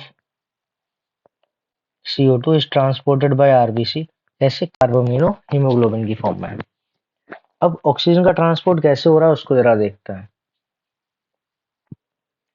तो ऑक्सीजन के ट्रांसपोर्ट के लिए हीमोग्लोबिन है। हीमोग्लोबिन जो है रेड कलर का आयरन कंटेनिंग पिगमेंट है, जो कि आरबीसी में प्रेजेंट है। रेड कलर का iron containing pigment. Oxygen can bind with haemoglobin. Oxygen जो है हीमोग्लोबिन के साथ बाइंड करेगा इन रिवर्सेबल मैनर। हम जानते हैं रिवर्सेबल मैनर में काम करता है, जैसा कि हमने पढ़ा था रोबिस्को। रोबिस्को क्या करता था कि जब ऑक्सीजन का अमाउंट बढ़ेगा तो उसके साथ बाइंड करा देता था आरयूबीपी को, और अगर CO2 का अमाउंट बढ़ गया तो फिर उसके साथ बाइंड करा देता था आरयूबीपी को। सेम काम यहाँ पे, अगर ऑक्सीजन ज्यादा है तो हीमोग्लोबिन ऑक्सीजन के साथ बाइंड कर जाएगा, और CO2 ज्यादा है तो हीमोग्लोबिन CO2 के साथ बाइंड कर जाएगा। अब oxygen can bind with haemoglobin in reversible manner. Reversible manner क्यों बोल रहे हैं? क्योंकि वो वापस भी हट जाता है। कब? जब CO2 कंसंट्रेशन ज्यादा होगी तब। तो किस क्या बना लेगा फिर ये? ऑक्सी हीमोग्लोबिन बना लेगा। Each haemoglobin molecule can carry maximum 4 molecule of oxygen. ये हमें याद रखना है, 4 मॉलिक्यूल ऑफ ऑक्सीजन, मतलब कि अगर मैं कहूँ कि ये एक हीमोग्लोबिन है तो इसके पास 4 ऑक्सीजन मॉलिक्यूल जोड़ सकते हैं, एटम नहीं। तो 4 ऑक्सीजन मॉलिक्यूल मतलब कि एटम के बेसिस बात करें तो 8 एटम एक हीमोग्लोबिन से जोड़ सकता है। तो 4 ऑक्सीजन मॉलिक्यूल जोड़े। Binding of oxygen with haemoglobin is primarily related to partial pressure of oxygen. बिल्कुल सही बात है कि ऑक्सीजन का पार्शियल प्रेशर ज्यादा होगा तो हीमोग्लोबिन के साथ ऑक्सीजन बाइंड हो जाएगा, और अगर CO2 का ज्यादा होगा तो CO2 बाइंड हो जाएगा। Partial pressure of CO2, hydrogen ion concentration, temperature, other factors which can interfere with this binding. अब इस बाइंडिंग में, अब यहाँ पे कहा गया था रिवर्सेबल है तो कोई ना कोई उसको इंटरफेयर जरूर करेगा। तो उसको इंटरफेयर करने के लिए कौन कौन है? CO2 का पार्शियल प्रेशर, H पॉजिटिव का पार्शियल प्रेशर, और इसमें अदर फैक्टर्स हो सकते हैं। यहाँ पे अगर हम देखें तो यहाँ पे सिग्मोइड कर्व आता है। जब इसके डिसोसिएशन की बात करें तो सिग्मोइड कर्व आता है सैचुरेशन का। अब ये सिग्मोइड कर्व क्यों आया, कैसे आया, इसको हम समझते हैं आगे। A sigmoid curve is obtained when percentage saturation of the hemoglobin with oxygen is plotted against the CO2. अगर हम देखें तो यहाँ पार्शियल प्रेशर ऑफ ऑक्सीजन है, यहाँ पे percentage of saturation of haemoglobin है। अब जैसे जैसे ऑक्सीजन का पार्शियल प्रेशर बढ़ रहा है तो हीमोग्लोबिन का सैचुरेशन भी बढ़ रहा है। फिर उसके बाद हीमोग्लोबिन ऑक्सीजन को बाइंड करना बंद कर देगा कुछ समय बाद, क्योंकि ऑक्सीजन मतलब कि जो जितने भी हीमोग्लोबिन थे उस सबके पास ऑक्सीजन आ चुका होगा। तो एक्स्ट्रा ऑक्सीजन बढ़ाने पे भी ऑक्सीजन इसके साथ बाइंड नहीं हो सकती। तो पहले तो बढ़ रही थी ऑक्सीजन बाइंडिंग कैपेसिटी, लेकिन बाइंडिंग प्रॉपर्टी थी तो ऑक्सीजन ज्यादा बढ़ सकती थी, लेकिन एक समय के बाद हीमोग्लोबिन सैचुरेट हो जाता है और ज्यादा ऑक्सीजन को बाइंड नहीं कर पाएगा। नेक्स्ट आगे देखते हैं। This curve is called the oxygen dissociation curve. यहाँ पे हमें इसके नाम को समझना है कि ऑक्सीजन डिसोसिएशन कर्व, कि जैसे जैसे पार्शियल प्रेशर ऑक्सीजन का बढ़ेगा तो ऑक्सीजन के साथ बाइंड होगा, लेकिन ये ऑक्सीजन डिसोसिएशन कर्व है, ऑक्सीजन को छोड़ना है। इसको कैसे छोड़ेगा? क्योंकि जब ऑक्सीजन छोड़ेगा तब तो काम बनेगा, तब तो वो टिश्यू को मिलेगी ऑक्सीजन। अब and is highly useful for study the effect of factors. Factors को इफेक्ट मतलब जो फैक्टर्स हैं उनके इफेक्ट को पढ़ने के लिए बहुत ज्यादा जरूरी है। किस किस के इफेक्ट? जैसे PCO2 पढ़ सकते हैं, H पॉजिटिव कंसंट्रेशन पढ़ सकते हैं, और भी कई सारे फैक्टर हो सकते हैं। अब अगर ये नॉर्मल कंडीशन है अभी, अगर ये राइट में शिफ्ट हुआ, मतलब कि ऑक्सीजन डिसोसिएशन कर्व अगर राइट में शिफ्ट हो रहा है मतलब कि ऑक्सीजन को छोड़ रहा है, और अगर ये लेफ्ट में शिफ्ट हो रहा है मतलब कि ऑक्सीजन को पकड़ रहा है। कब कब क्या क्या होगा वो समझता है। ये दो कंडीशन बनेंगी। एक में क्या होगा, ये ऑक्सीजन को छोड़ेगा तो ऑक्सीजन डिसोसिएशन कर्व राइट में शिफ्ट हो जाएगा कुछ इस प्रकार से। और अगर ये ऑक्सीजन को पकड़ेगा तो वो लेफ्ट में शिफ्ट हो जाएगा कुछ इस प्रकार से। ये है राइट शिफ्ट और ये है लेफ्ट शिफ्ट। कब कब क्या होगा कि ऑक्सीजन डिसोसिएशन राइट में कब कब शिफ्ट होगा, तो उससे कारण सीधा सीधा हम समझते हैं क्या क्या हो सकता है। तो पहला कारण होगा कि अगर ड्यू टू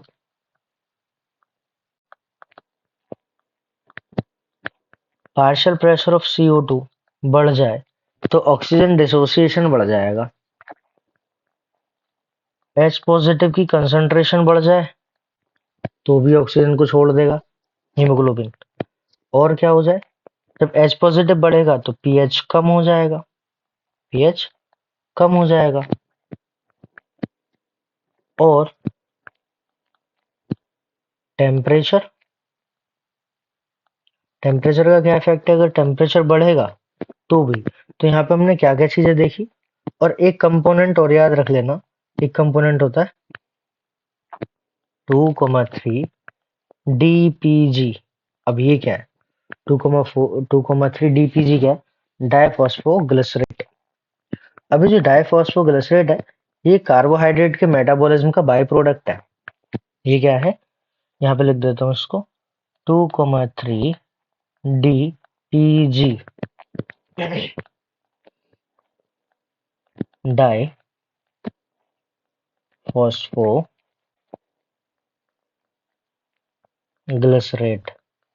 क्या है, बाई प्रोडक्ट है,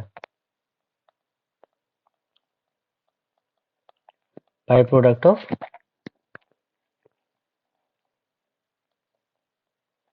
कार्बोहाइड्रेट मेटाबॉलिज्म। तो कार्बोहाइड्रेट मेटाबॉलिज्म का बाई प्रोडक्ट है। तो ये बढ़ रहा है मतलब कि, फिर से क्या, ये बढ़ रहा है मतलब, तो ये भी ऑक्सीजन को डिसोसिएट करवाएगा, मतलब हटाएगा, अलग करवाएगा, किससे, हीमोग्लोबिन से। तो क्या क्या चीजें हुई, अगर CO2 कंसेंट्रेशन बढ़ जाए, अगर H पॉजिटिव बढ़ जाए, H पॉजिटिव बढ़ेगा तो pH घटेगा, pH और टेम्परेचर बढ़ जाए, और 2,4 DPG अगर बढ़ जाए, ये अगर काम हो रहे हैं तो ये किधर शिफ्ट हो जाएगा, राइट में शिफ्ट हो जाएगा। और जस्ट इसका रिवर्स कर दो, कि अगर CO2 कम हो गया, H पॉजिटिव कम हो गया, pH बढ़ गया, एल्कलाइन मीडियम बना, टेम्परेचर घट जाए, या फिर 2,3 DPG घट जाए, तो ये राइट में, लेफ्ट में शिफ्ट हो जाएगा। तो हमें याद रखना है कि राइट में कब शिफ्ट होगा और लेफ्ट में कब शिफ्ट होगा, ये इंपॉर्टेंट है, क्वेश्चन में आने, पेपर में आने की पूरी संभावना है। नेक्स्ट हम आगे बात करते हैं और क्या क्या है इसमें। तो सिग्मोइड कर्व में लगा किस तरह से स्टडी करने में फायदा था, ये हमने देख लिया। On binding with oxygen haemoglobin in alveoli where there is high PO2, low CO2, lesser H positive concentration and lower temperature, the factors are all favorable for formation of oxyhemoglobin। Oxyhaemoglobin बनाने में मतलब कि CO2 भी कम है, H positive भी कम है, pH ज्यादा हो जाए, टेम्परेचर ज्यादा कम हो जाए, और ये जो DPG था ये कम हो जाए। इसमें तो बढ़ रहा है, तो मतलब कि इसमें जो भी कुछ दिया है इसका जस्ट उल्टा हो जाए तो ऑक्सी हीमोग्लोबिन बनेगा, मतलब कि हीमोग्लोबिन ऑक्सीजन के साथ बाइंड करेगा, और अगर ये रहा तो वो CO2 के साथ बाइंड करेगा, ऑक्सीजन को छोड़ देगा, जैसा कि यहाँ लिखा है। Whereas in tissue low oxygen होता है, टिश्यू में हाई CO2 होता है, बिल्कुल सही है। H पॉजिटिव ज्यादा हो जाएगा, हाई टेम्परेचर रहेगा, इससे क्या होगा कि ऑक्सीजन डिसोसिएट हो जाएगा। ये सारी कंडीशन है जो कि टिश्यू लेवल पे होती है, इसका उल्टा कर देंगे तो लंग्स के पास हो जाएगी। यहाँ पे हमें क्या याद रखना है, this clearly indicates that the oxygen gets bound to hemoglobin in the lung surface and get dissociate at the tissue। मतलब कि टिश्यू पे ऑक्सीजन डिसोसिएट हो जाता है हीमोग्लोबिन से, जबकि लंग्स के पास क्योंकि ऑक्सीजन ज्यादा होती है तो वहां पे वो बाइंड हो जाता है हीमोग्लोबिन के साथ। Every 100 ml of oxygenated blood can deliver around 5 ml of 4.7 approx ये डिलीवर करता है, लेकिन हमें इतना याद रखना है, और एवरेज 5 ml ये डिलीवर करता है, बाकी 15 ml को ये वापस ले आता है। अब 15 ml वापस क्यों ले आया, अगर लेके देना ही नहीं था तो ये लेके क्यों गया था। तो हमें ऐसा याद रखना है कि 100 ml ब्लड 20 ml ऑक्सीजन लेके जाता है, जिसमें से 5 ml डिलीवर करता है, 15 ml वापस ले आता है। अब इसका क्या करेगा कि जब विगोरस एक्सरसाइज करते हैं तो बहुत सारा एनर्जी की जरूरत पड़ती है, बहुत ज्यादा एनर्जी की जरूरत पड़ती है, तो अभी तो ये 5 दे रहा था, जरूरत पड़ने पे 15 ml दे सकता है, और 15 ml दे देगा तो 5 ml वापस ले आएगा। मतलब ऐसे हम कह सकते हैं कि ये अपने साथ बैंक लेके घूम रहा है, जब जरूरत पड़ेगी तो उसको ज्यादा भी दे देगा। तो यहाँ तक हमने ये देखा कि 100 ml ब्लड है, 20 ml ऑक्सीजन लेके चलेगा, जिसमें से 5 दे देता है नॉर्मल कंडीशन में, और 15 ml वापस ले आएगा। तो यहाँ तक हमने ऑक्सीजन का ट्रांसपोर्ट पढ़ा। अब हम पढ़ते हैं transport of CO2। Transport of CO2। अब यहाँ पे अगर हम थोड़ा थोड़ा और देखें तो ऑक्सीजन के ट्रांसपोर्ट में यहाँ पे दो इफेक्ट आता है। एक बोहर्स इफेक्ट आता है। अब बोहर्स इफेक्ट क्या है, जो हमने पढ़ा था क्या, कि लंग्स के पास ऑक्सीजन ज्यादा है। लंग्स के पास ऑक्सीजन ज्यादा है। जब लंग्स के पास ऑक्सीजन ज्यादा है तो ऑक्सीजन हीमोग्लोबिन के साथ बाइंड हो जाएगा, तो ये HbO2 बना लेगा। जब ये HbO2 बना लेगा तो यही जो इफेक्ट है कि हाई ऑक्सीजन पार्शियल प्रेशर पे वो हीमोग्लोबिन के साथ बाइंड हो जाएगा, इसी को हम बोहर्स इफेक्ट बोलते हैं। बस इतना सा हमें अलग से याद रख लेना है। और क्या होगा, अब आगे बात करते हैं ट्रांसपोर्ट ऑफ CO2 या ट्रांसपोर्ट ऑफ कार्बन डाइऑक्साइड। अब कार्बन डाइऑक्साइड का किस किस तरह से ट्रांसपोर्ट होता है, हमने पढ़ा था कि 3 तरह से CO2 ट्रांसपोर्ट होती थी, 20 से 25%। इसको एवरेज 23% बोलते हैं। तो 20 से 25% कार्ब अमीनो हीमोग्लोबिन की फॉर्म में ट्रांसपोर्ट होती है, 7% कार्बोनिक एसिड की फॉर्म में, कार्बोनिक एसिड H2CO3, और 70% बाइकार्बोनेट आयन की फॉर्म में, किसका, सोडियम बाइकार्बोनेट आयन की फॉर्म में ट्रांसपोर्ट होगी। अब क्या, CO2 is carried out by haemoglobin. Haemoglobin भी CO2 को कैरी करता है, कितने परसेंट, 20 से 25%। This binding is related to the partial pressure of CO2। ये CO2 के पार्शियल प्रेशर से रिलेटेड है। PO2 PO2 is major factor which could affect this binding। हमने पहले ही पढ़ा था कि इनहिबिटर की तरह अब काम करता है, कम्पिटिटिव इनहिबिटर की तरह। अगर PO2 ज्यादा है, CO2 कम है, PCO2 कम है, तो वहां पे ऑक्सीजन बाइंड होगा, इसको बाइंड होने नहीं देगा। इसका उल्टा हो जाए, PCO2 ज्यादा है और PO2 कम है, तो अब CO2 बाइंड होगा, इसको बाइंड नहीं होने देगा। तो ये तो फैक्टर काम करेंगे ही। तो यहाँ पे क्या था, PO2 is major factor could affect this binding when PCO2 is high and PO2 is low, as in tissue। जैसा कि टिश्यू में होता है, CO2 हाई होता है, ऑक्सीजन लो होता है। More binding of carbon dioxide whereas when PCO2 is low. ये कहाँ होता है, लंग्स में होता है। ऑक्सीजन ज्यादा हो और CO2 कम हो, ऐसा लंग्स में होता है। तो वो लंग्स मतलब एल्वोलाई बोल रहे हो, तो वहां पे CO2 डिसोसिएट हो जाता है, किससे, कार्बामिनो हीमोग्लोबिन से CO2 डिसोसिएट हो जाएगा। फिर CO2 which is bound to hemoglobin from the tissue is delivered at the alveoli।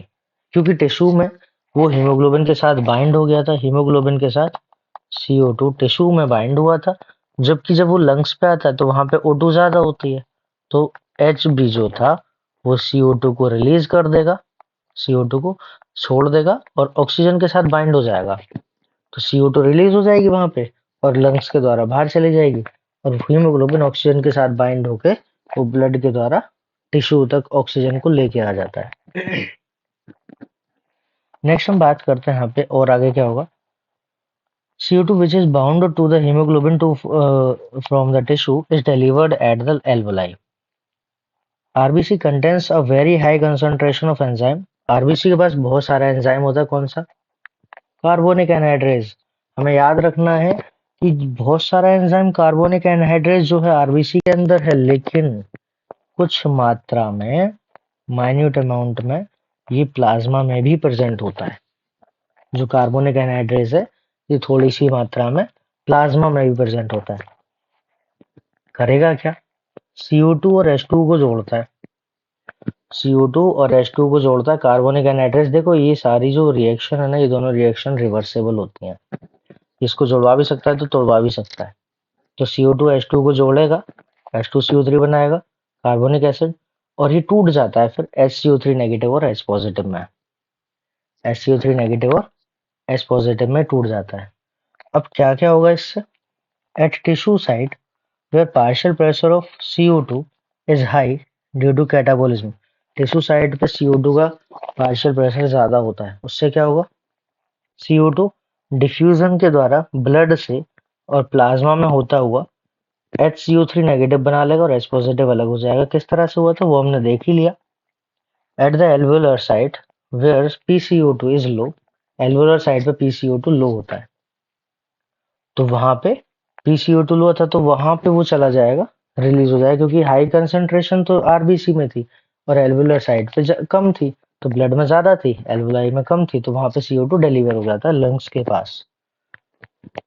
अब इसको यहाँ पे थोड़ा सा समझते हैं कि हुआ क्या था एक्चुअल में, कि ये एक आरबीसी बनाता है।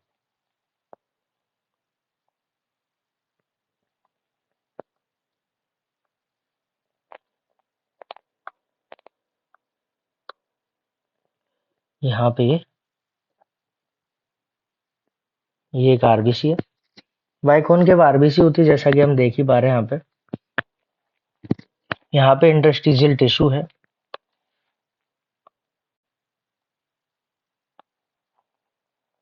अब यहाँ पे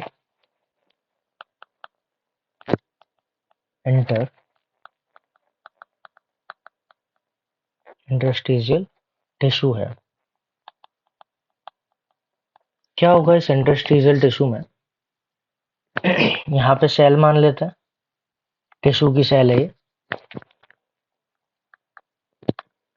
यहाँ से CO2 आएगा। जैसे CO2 आएगा तो वो CO2 पहले तो प्लाज्मा में भी मिलता है ना, तो वो CO2 H2CO3 बनाएगा और इस फॉर्म में डिजोल्व फॉर्म में चला जाता है, कार्बोनिक एसिड बना के डिजोल्व फॉर्म में चला जाता है। कितने परसेंट जाता है हमने देखा था अभी अभी, इस फॉर्म में 7% जाता है कार्बोनिक एसिड की फॉर्म में। अब 7% चला गया, अब 70% कैसे जाएगा वो देखते हैं। तो 7% का तो ये तरीका हो गया। अब 70% कैसे जाएगा कि यहां से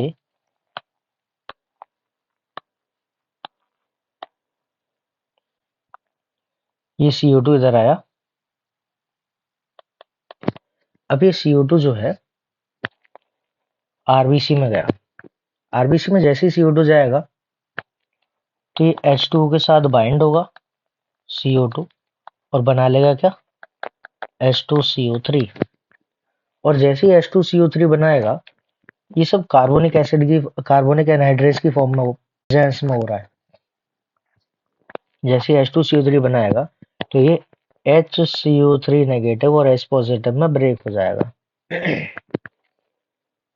H पॉजिटिव और HCO3 नेगेटिव में ये ब्रेक हो जाता है। अब क्या होगा कि जो HCO3 नेगेटिव है ये बाहर आ जाएगा। ये जो HCO3 नेगेटिव है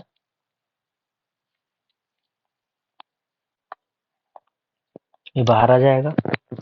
ये HCO3 नेगेटिव जब बाहर आ जाएगा तो इसको कंपनसेट करने के लिए यहाँ से Cl नेगेटिव जाता है। अभी HCO3 नेगेटिव जब बाहर आ गया तो अभी क्या करेगा कि HCO3 नेगेटिव ये Na के पास आ जाएगा। अभी Na कहाँ से आया? तो हमने पढ़ा था NaCl। अभी NaCl ब्रेक होगा। जब NaCl ब्रेक होगा तो यहाँ से Na इधर आ गया और Cl अंदर चला गया, जैसा कि हमने पढ़ा है। तो ये जो Cl अंदर गया, ये जो Cl अंदर गया, इसको हम बोलते हैं क्लोराइड शिफ्ट। इसको क्या बोलेंगे? Chloride shift. तो ये Cl अंदर चला गया। अब ये Na के साथ HCO3 जुड़ जाएगा तो बनाएगा क्या? Na2 या फिर हम कहें NaHCO3। यहाँ पे शायद मैंने Na2CO3 लिखा है, तो ये एक्चुअल में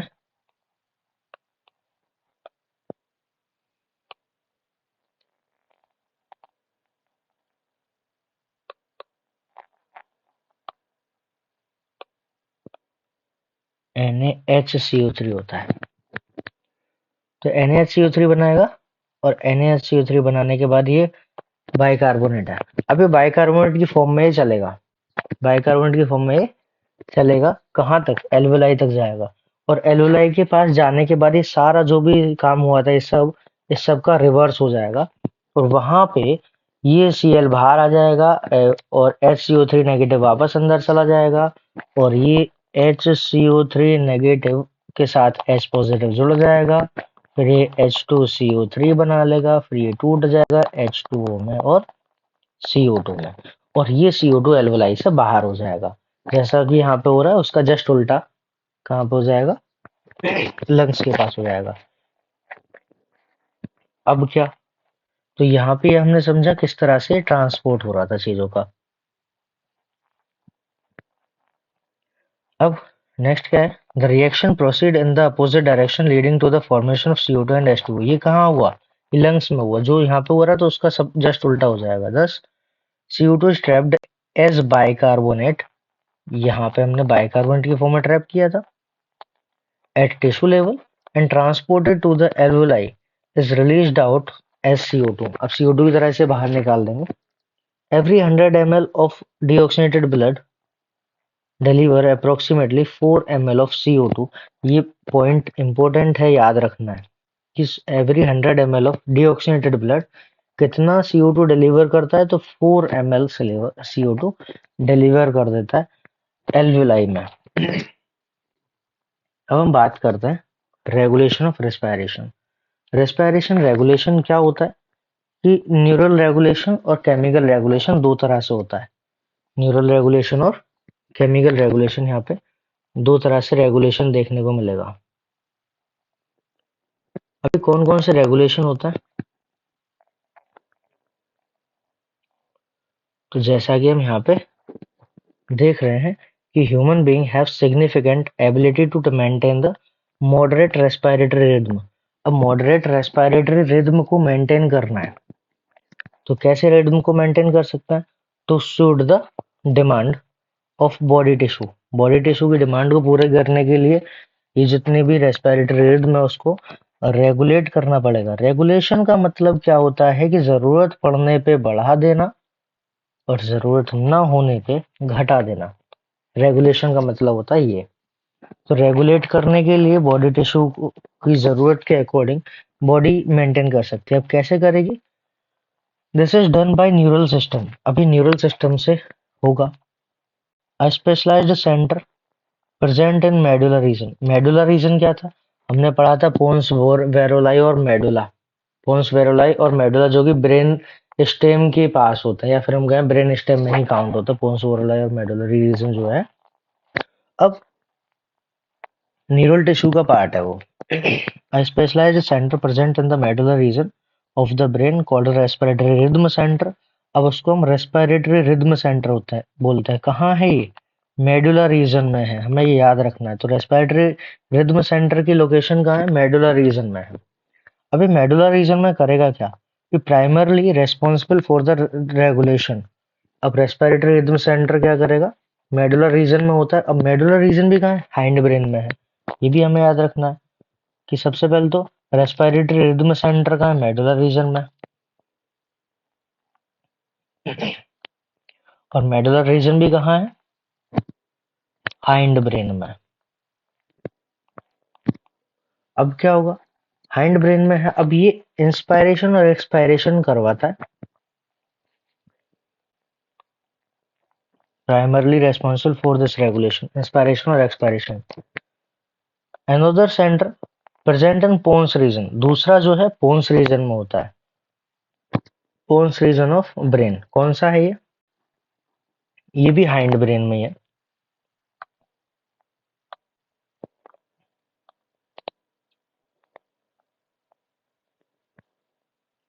जो कि ब्रेन में है, कौन से ब्रेन में, हाइंड ब्रेन में है ये भी। इसका नाम क्या है, न्यूमोटैक्सिक सेंटर। अब ये क्या करेगा, ये मॉडरेट करता है इसके फंक्शंस को, moderate the functions of respiration, respiratory rhythm centre.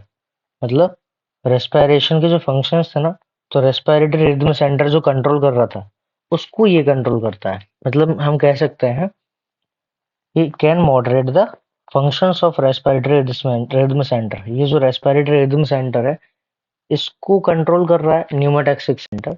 और न्यूमाटैक्सिक सेंटर कहाँ होता है? पोन्स रीजन में होता है। रेस्पिरेटरी रिदम सेंटर कहाँ होता है? मेडुलरी रीजन में होता है या मेडुलर रीजन में होता है। तो मेडुला में होगा। अब क्या, neural signal from the centre can reduce the duration of inspiration.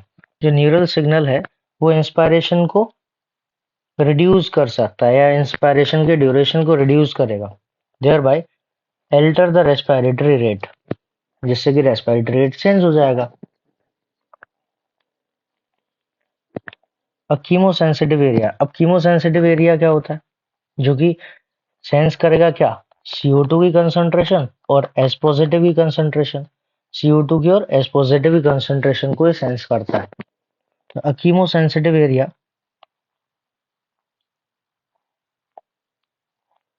Situated just adjacent to the rhythm centre, rhythm centre के बिल्कुल पास में होता है, just adjacent to the rhythm centre, जो कि हाईली सेंसिटिव होता है किसके लिए? CO2 के लिए और एस पॉजिटिव के लिए। हाइड्रोजन आयन क्या है? एस पॉजिटिव, तो इनके लिए हाईली सेंसिटिव होगा। increase in these substances can activate the center। अगर ये बढ़ेंगे, CO2 और H पॉजिटिव बढ़ेंगे तो ये सेंटर एक्टिवेट हो जाता है। कौन सा? Chemosensitive area. जब ये एक्टिवेट हो जाएगा तो उससे क्या होगा? which in turn can signal the rhythm center to make necessary adjustment। यहाँ पे necessary adjustment फिर करना पड़ेगा in the respiratory process by which these substances can eliminated। अब ये सब्सटेंस कौन, किस सब्सटेंस की बात कर रहा है? ये CO2 और H पॉजिटिव की बात कर रहा है। तो जब ये बढ़ जाएंगे तो उसको एलिमिनेट करने के लिए ये एक्टिवेट हो जाएगा और रिदम सेंटर तक ये सिग्नल भेजेगा। कौन? Chemosensitive area. तो कहाँ तक भेज रहा है ये? रिदम सेंटर तक। अब रिदम सेंटर क्या करेगा? जो रिदम सेंटर है वो रेस्पिरेटरी रेट को अल्टर करेगा, चेंज करेगा, जिससे कि वो सबको बाहर निकाला जा सके। किसको? CO2 और H पॉजिटिव को। नेक्स्ट क्या है? Receptor associated with the aortic arc। aortic arc heart में होती है। aortic arc and carotid artery also can recognize the change of CO2 and H positive। अब CO2 और H पॉजिटिव के कंसंट्रेशन में जो चेंज हो रहा है उसको aortic arc और carotid artery भी रिकॉग्नाइज कर सकती है। और क्या करेगी फिर? Send the signal to rhythm centre, ये भी रिदम सेंटर को सिग्नल भेजेगी for remedial action. Remedial action और इस CO2 और H पॉजिटिव को कम कराएगी। कैसे? रेस्पिरेटरी रेट को चेंज करके, मतलब कि रेस्पिरेटरी रेट को बढ़ाकर। Role of oxygen regulation of respiratory rhythm is quite insignificant. Oxygen का रोल इसमें इनसिग्निफिकेंट क्यों बोला जाता है? क्योंकि जितने भी सेंसरी सिस्टम्स हैं, ये जितने भी सेंसिटिव एरियाज हैं, ये ऑक्सीजन के पार्शियल प्रेशर के लिए बहुत ज़्यादा सेंसिटिव नहीं होता है। जब इसके लिए सेंसिटिव ही नहीं है तो इसकी वजह से कोई इफेक्ट भी नहीं आएगा। तो एक्चुअल में रेस्पिरेशन किस लिए हो रहा है? एक्चुअल में रेस्पिरेशन CO2 को घटाने के लिए होता है। ऑक्सीजन को बढ़ाना तो इसका बाई प्रोडक्ट की तरह से हम कह सकते हैं। ऑक्सीजन तो अपने आप बढ़ जाएगा जब CO2 घट जाएगा, मतलब कि पूरा सेटअप हम जो चला रहे हैं ये CO2 और H पॉजिटिव को कम करने के लिए होती है, क्योंकि CO2 डेंजरस हो सकती है, या फिर हम कहें CO2 के द्वारा ही सफोकेशन होता है। नेक्स्ट चैप्टर लास्ट की तरफ आ गया है कि अब बात करते हैं डिसऑर्डर्स की। डिसऑर्डर्स की बात करें तो यहाँ पर अस्थमा, अस्थमा हम जानते हैं क्या है? Difficulty in breathing causing wheezing sound, wheezing sound होती है। इन्फ्लामेशन ब्रोंकाई में हो जाता है और ब्रोंक्यूल्स में हो जाता है। ब्रोंकाई और ब्रोंक्यूल्स में इन्फ्लामेशन हो जाएगा जिससे विजिंग साउंड प्रोड्यूस होती है और सांस लेने में दिक्कत होती है। इसको अस्थमा बोलते हैं। अब सिंपल शब्दों में अगर कहें, जो ये था ब्रोंक्यूल्स और ब्रोंकाई, इसकी लेयर की थिकनेस बढ़ जाती है जिस वजह से विजिंग साउंड होती है। एम्फीसीमा, एम्फीसीमा क्या है? क्रोनिक डिसऑर्डर है। क्रोनिक का मतलब बहुत खतरनाक, हम कह सकते हैं डेडलीस्ट बोल सकते हैं। क्रोनिक डिसऑर्डर है। जैसा कि हम जानते हैं कि लंग्स में बहुत सारे एल्वुलाई होते हैं। अब ये एल्वुलाई से एक फायदा क्या है? एल्वुलाई से लंग्स का सरफेस एरिया बढ़ाया जा सकता है। जैसे कि इसकी बात करें तो ये एल्वोलाई की एक एल्वोलाई से बनी हुई एक स्ट्रक्चर मैं बोल सकता हूँ, एल्वुलर वेस्कुलराइज्ड बैग है। अब इसमें क्या हुआ, इसमें मैंने सरफेस एरिया बढ़ा दिया, एक बैग कुछ इसी टाइप का ये बनाया, इसमें सरफेस एरिया बहुत कम है एज कम्पेयर टू दिस। अगर मैं पूरे लंग्स के सरफेस एरिया की बात करूं, इंटरनल सरफेस एरिया की, तो 93 मीटर स्क्वायर से लेके 100 मीटर स्क्वायर के आसपास तक इंटरनल एरिया होता है उसका। मतलब ऐसा भी कहते हैं कि एक फुटबॉल के ग्राउंड के बराबर इंटरनल सरफेस एरिया होता है। किसकी वजह से होता है? ये एल्वोलाई की वजह से होता है। अब सोचो कि एल्वोलाई की सारी वॉल को तोड़ दिया जाए, अगर एल्वोलाई की सारी वॉल को तोड़ दिया जाए तो कुछ ऐसी स्ट्रक्चर हो जाएगी, तो सरफेस एरिया बहुत ज्यादा ही डिक्रीज हो जाएगा, जिस वजह से गैसेज एक्सचेंज में बहुत प्रॉब्लम आएगी। एम्फीजीमा क्या है? क्रोनिक डिसऑर्डर है जिसमें कि एल्वुलर वॉल डैमेज हो जाती है, जिससे रेस्पिरेटरी सरफेस एरिया डिक्रीज हो जाएगा, और उससे क्या होगा? इसका कारण है सिगरेट स्मोकिंग से होता है। अच्छा, इसका एक ट्रीटमेंट भी है। क्या ट्रीटमेंट है वो? एक होता है अल्फा 1 एंटीट्रिप्सिन। अगर हम इसको याद रखें, जैसे अल्फा 1 एंटीट्रिप्सिन, ये जो कंपोनेंट है ये हम पढ़ेंगे, 12th क्लास में पढ़ते हैं, 12th क्लास के पोर्शन में। तो अल्फा 1 एंटीट्रिप्सिन जो है ये ट्रांसजेनिकली प्रोड्यूस्ड किया जाता है, ट्रांसजेनिक सीप से। कहाँ से प्रोड्यूस होगा ये? ट्रांसजेनिक सीप, ट्रांसजेनिक सीप से प्रोड्यूस कराया जाएगा, जिसको ट्रेसी बोलते हैं, और ये एम्फीसीमा के ट्रीटमेंट में यूज होता है। दूसरा हम बात करते हैं ऑक्यूपेशनल रेस्पिरेटरी डिसऑर्डर। अब ये ऑक्यूपेशनल रेस्पिरेटरी डिसऑर्डर है क्या?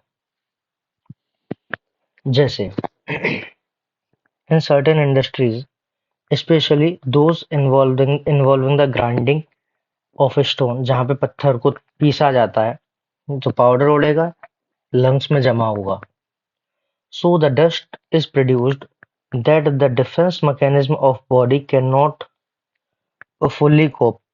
अब जितनी भी डस्ट जमा होगी लंग्स में, उससे डिफेंस मैकेनिज्म पूरी तरह से तो काम नहीं करता है। जैसे कि कई सारे डिफेंस मैकेनिज्म होते हैं, रेस्पिरेटरी ट्रैक्ट में बहुत सारे सीलिया होता है, वो सब ट्रैप करते हैं, लेकिन इतनी अच्छी तरह से वो नहीं कर पाएंगे जब बहुत ज्यादा अमाउंट में ये डस्ट हो जाएगा तो। तो फुल्ली कॉप नहीं कर सकते विद द सिचुएशन। अब क्या होगा? Long exposure can give rise to inflammation leading to the fibrosis. Last में बहुत लंबे समय के लिए अगर एक्सपोजर रहेगा तो ये फाइब्रोसिस होने की संभावना है, लंग्स में फाइब्रोसिस हो जाएगी तो प्रोलिफेरेशन ऑफ फाइब्रस टिश्यू, मतलब लंग्स के अंदर फाइब्रस टिश्यू का डेवलपमेंट या फाइब्रस टिश्यू बनना शुरू हो जाएगा। और लंग्स में फाइब्रस टिश्यू बन रहा है मतलब कि अच्छी बात नहीं है, बहुत हम कह सकते हैं खराब कंडीशन है। खराब कंडीशन क्या है कि लंग्स की फ्लेक्सिबिलिटी चली जाएगी, लंग्स जो है कॉन्ट्रैक्ट, जो कॉन्ट्रैक्शन और रिलैक्सेशन होती थी मसल्स में, उसके साथ फूलना और सिकुड़ना ये सब बंद कर देंगे, जिससे कि रेस्पिरेशन बहुत प्रॉब्लम में होगा, मतलब कि रेस्पिरेशन करने में बहुत प्रॉब्लम आएगी, this causing the serious lung damage. अब इससे बहुत लंग डैमेज हो सकता है। लंग डैमेज होगा, workers in such industries should wear protective mask. इसमें प्रोटेक्टिव मास्क भी पहन सकते हैं। जैसे और हम देख सकते हैं, जैसे कोल माइन वर्कर्स होते हैं, तो कोल माइन वर्कर्स जो होते हैं उसमें ब्लैक लंग डिजीज हो जाती है। अब ब्लैक लंग डिजीज भी कैसे हो गई? अब कोल माइन में काम करेंगे तो वहां पे जो कोल उड़ता है तो वो लंग में जमा हो जाता है, तो ब्लैक लंग डिजीज उसको बोल देते हैं। तो इस तरह से यहाँ पे डिजीज देखने को मिलती हैं। तो इस तरह से चैप्टर कंप्लीट हुआ। Thank you.